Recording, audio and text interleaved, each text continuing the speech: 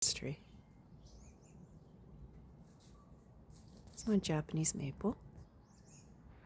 I planted this, 15 years ago at least, and it's supposed to get up to 30 feet tall, and I think it has reached that point.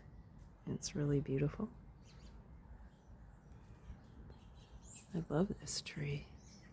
So Japanese maples are understory trees, so that's why I planted it under the oak tree.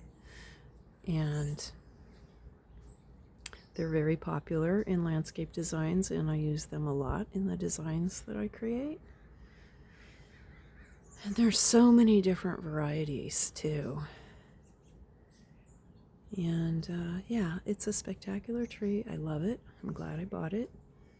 I mean, my mom and I and my sister we saw on the Facebook marketplace someone was selling these maples in 15-gallon pots for like $40. So we all went there and got one.